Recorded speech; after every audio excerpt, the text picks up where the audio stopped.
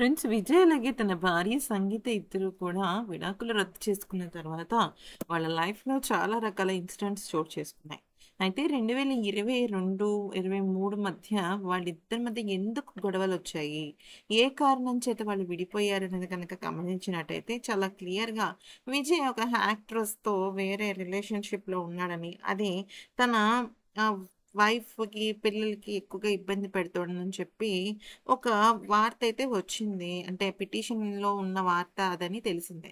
అది పక్కన పెట్టేస్తే దీనికన్నా ముఖ్యంగా మరొక కొత్త విషయం తెలిసింది ఏంటి అంటే, ఇప్పుడు ఇండిపెండెన్స్ డే రోజున విజయ్ కానీ, విజయ్ తల్లిదండ్రులు గానీ ఎవ్వరు కూడా త్రిషని కానీ, త్రిష వాళ్ళ అమ్మగారిని గానీ పిలవలేదు.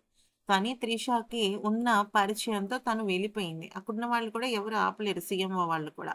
అయితే దానిపైన విజయ్ భార్య సంగీత అలిగారు.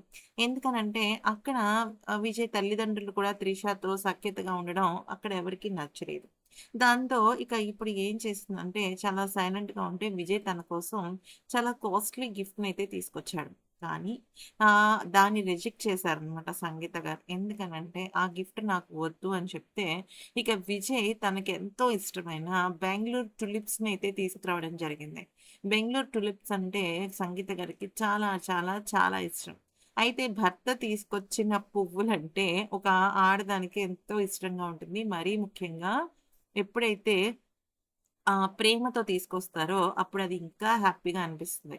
అయితే ఆవిడ నాకు పెద్ద గిఫ్ట్స్ ఏమి వద్దు. మీరు నాకు తీసుకొచ్చిన ఫ్లవర్స్ చాలు అని చెప్పడం జరిగింది.